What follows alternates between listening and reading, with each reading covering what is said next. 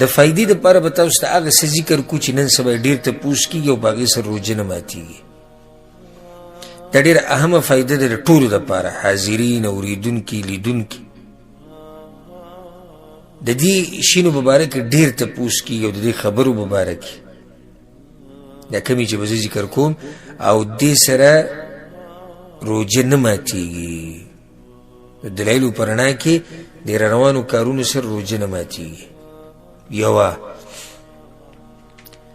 په سترګه کې قطره کول، په سترګو کې ټکی کول، دې سره روژه نه ماتېږي. په سترګو کې ټکی کول، دې سره روژه نه ماتېږي. دغه شان په غوږ کې ټکی کول، دې سره هم روژه نه ماتېږي.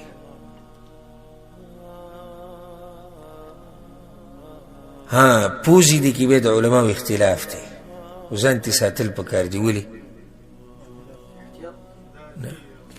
دغه لار ده، د پوزې نه معدې ته لار ده. تاسو خیال کړی کوم سړی چې بیمار هسپتال کې داخل او خوراک نشي کولی، پیپو ته به کوم ځای کوځي؟ په پوزه باندې. نو د پوزې ټکی نه، د سترګې په قطرې سره روژه نه ماتېږي او د غوږ په قطرې سره روژه نه ماتېږي. او دغه شان د هغه سابندۍ په بیماري کې چې بخاخ استعمالي، اکسیجن چې کوم استعمالي یا اسپری غوندې کې ورسره خوله کې کوي، په هغې سره هم روژه نه ماتېږي. کوم سړی چې بیماري او د سابندۍ مسلو ورته یو خوله کې هغه سپری کوي یا اکسیجن ځان ته لګوي، نو په دې سره روژه نه ماتېږي. دغه شان په هغه ستنو او ډراپونو سره روژه نه ماتېږي چې هغه د خوراک او څښاک کار نه ورکوي، د بیمارۍ د لاسه. هر قسمه بیماري چې او هر قسمه ستن چې که هغه ستن په رګ کې او که په رګ کې نه وي، د دې سره روژه نه ماتېږي. دغه شان که یو سړی زخمي شي او د بدن نه یې وینه لاړه شي، نو په دې سره روژه نه ماتېږي. چې څوک زخمی شي او د بدن نه وینه لاړه شي، په دې سره روژه نه ماتېږي. دغه شان د پوزې راماتېدو سره هم روژه نه ماتېږي. پوزې د راماتېدو سره روژه نه ماتېږي. دغه شان که څوک هسپتال ته لاړ شي او د وینې د ټیسټ ضرورت ورته راشي او د بدن نه له وینه وباسي چې دا ټیسټ ور وکړي، نو په دې سره هم روژه نه ماتېږي. دغه شان په بدن باندې ملهم لګول، وسلین لګول، غوړول، په دې سره روژه نه ماتېږي. اگر که په شونډو یې ولګې، لکه یو سړی د شونډې وچې شوي دي او دی په شونډو باندې ملهم لګوي یا پې څه دوایي لګوي، نو په دې سره روژه نه ماتېږي. دغه شان ټوتپیس استعمالول، غاښونه انځل، په هغې سره په دې سره روژه نه ماتېږي، خو احتیاط به کوي چې تېرې نه کړي. دا تپوس ډېر زیات کېږي، د عوامې کوي. زه د غاښونه په برش باندې انځلی شم او که نه، په برش هم انځلی شي او مسواک هم استعمالولی شي. مسواک استعمالول ثابت دي د پیغمبر صلی الله علیه وسلم د روژې په حالت کې. خو دومره احتیاط به کوي چې مسواکي او که برش استعمالی چې خونې هغه تیر نشي، هغه څه چې دي هغه تیر نشي. لکه د مسواک به صحیح، لکه مسواک سړی خوله کې وي، نو د هغه داسې نری نری شي او کله کله خوله کې پاتې شي، نو چې دا تیر نشي. او دا بل خو واضح د ټوتپیس د برش چې استعمالی چې دا دوایي د نه تیره نشي، به هېڅ خبر نه. د ضرورت په حالت کې که غرغړې ته ضرورت راشي، نو هم کولی شي، خو احتیاط به کوي چې تیره نشي. په دې سره روژه نه ماتېږي. زنانه چې کوم میکاپونه کوي او په میکاپ کې څه استعمالي، په دې سره روژه نه ماتېږي. زنانه چې میکاپ کوي او میکاپ کې څه استعمالي، په دې سره روژه نه ماتېږي. دغه شان خوشبو بینول روژه نه ماتوي، الا د بخور نه به ځان ساتي، لوګی نه ځان به دې ساتي، ځکه چې کله څه وشي چې دا معدې ته ورسي، کله انسان د لوګی راکاږي که نه، چېرته ځي معدې ته. نو دغه لوګي نه ځان ساتل پکار دي. هغې نه علاوه چې کومې خوشبویانې دي که دا دې بین کړي څه خبره نه ده.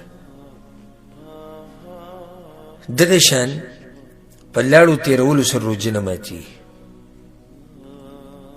لاړو تېرولو سره روژه نه ماتېږي.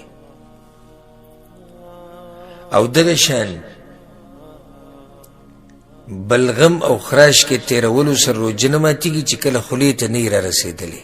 دا پکې شرط دی. ګوره لکه کله داسې چې بلغم خولې ته نه یې راغلی، دننه یې حلق کې هغه که تېر کړي هغې کې څه حرج نشته. خو که خولې ته راغی نو بیا به ټوکېږي. که خولې ته راغی بیا به ټوکېږي، بیا نشي تېرولی. ښه که چېرته یو زنانه خوراک سکي د ضرورت دپاره چې ګوري دې کې مالګه ده شته که نشته، دې کې څه حرج نشي، په دې روژه نه ماتېږي. سکنه یعنې یو شی سکل چې د خوږوالی تریخوالی او دا هر څه معلوم شي خو تېرېږي نه، نو په دې کې څه حرج نشته، دې سره روژه نه ماتېږي. دغه شان رنجو لګولو سره هم روژه نه ماتېږي. رنجو لګولو سره روژه نه ماتېږي. دغه شان که چېرته څوک اوده او اودس پې واوړي، احتلام ورته وشي، مني ته لاړه شي، نو په دې سره اودس په دې سره روژه نه ماتېږي.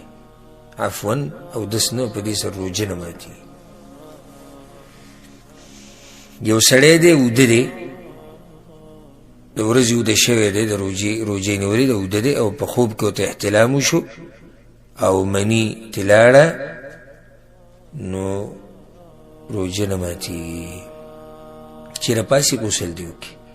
او باید دا خبره ګوره کمزوري ده، زمونږ خلک وایي که نه، وایي غسل به وکړي او غړغړه او پوزه ترخول به پرېږدي څه ته، روژه ماتې ته.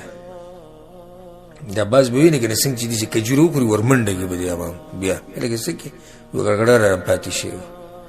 دا غړغړه په اصل کې شتیم نه به دې کې. غسل کې صرف شي خولې ته اوبه اچول، غړغړه نه ده. غړغړه خدای ته مرۍ ته اوبه رسوي. خولې ته اوبه اچولو څه مطلب ده؟ خولې ته اوبه واچوې داسې به یې وچورلې، به به توکي. پوزه کې دا لازم نه چې ته به یې دومره ترخی چې په سترګو کې د اوښکې راشي. پوزې ته اوبه واچوه چې کله ته پوه شو چې اوس مې راښ کودی، بیا یې سون که بس. او دا د روژې په حالت کې هم کېدی شي. او دا د روژې په حالت کې هم کېدی شي. دغه شان د مزي وتو سره روژه نه ماتېږي. مزي د سپینې اوبه چې ځي، د کله سړی د شهوت خبرې وکړي یا ښځه خاوند یو بل ته نږدې شي، نو دغه سپینې اوبو وتو سره روژه نه ماتېږي. دغه شان غیبت کول، چغلخوري کول، لږ مخکې مسله موږ ذکر کړه، دې سره روژه نه ماتېږي. بعض خلک وایي ټي وي ته که زه وګورم دې سره، نه، دې سره هم روژه نه ماتېږي. روژې ثواب کمیږي. که څوک ټي وي وګوري یا حرام څه وګوري، نو د روژې ثواب یې کمیږي، په ګناه کې واقع شو، ګناهګار شو، خو روژه ورسره نه ماتېږي. دغه شان او دا روان حدیث هم دې باب کې دی، دې مسله کې دی، د ښځې سره هر قسمه خون چې ته الې اغستی شي سوای د کوروالي نه، دې سره روژه نه ماتېږي. د ښځې نه هر قسمه خون اغستی شي، دې سره روژه نه ماتېږي سوای د څه نه، کوروالي نه. کوروالی به نه کړي. اوس به دې حدیث ته راشو. امید ده انشاءالله چې خبره به واضحه شوي چې په څه سره روژه ماتېږي او په څه سره نه.